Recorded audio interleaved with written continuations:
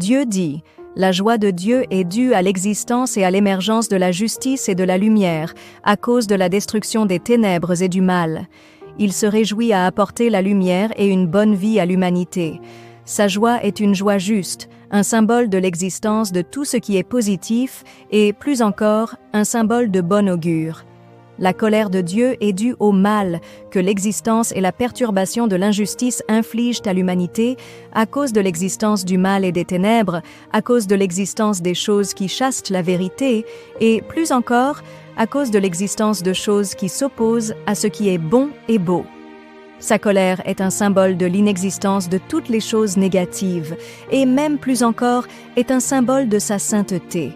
Son chagrin est dû à l'humanité pour laquelle il a des espoirs, mais qui est tombée dans les ténèbres parce que l'œuvre qu'il fait dans l'homme n'est pas à la hauteur de ses attentes et parce que toute l'humanité qu'il aime ne peut pas vivre dans la lumière. Il éprouve du chagrin pour l'humanité innocente, pour l'homme honnête, mais ignorant, et pour l'homme qui est bon, mais déficient quant à ses propres perspectives.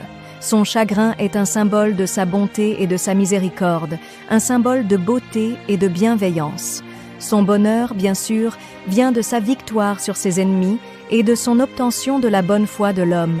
Plus que cela, il vient de l'expulsion et de la destruction de toutes les forces ennemies et de la réception par l'humanité d'une vie bonne et paisible.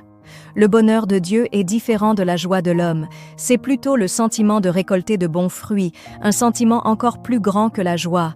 Son bonheur est un symbole de l'humanité se libérant désormais de la souffrance et un symbole de l'humanité entrant dans un monde de lumière.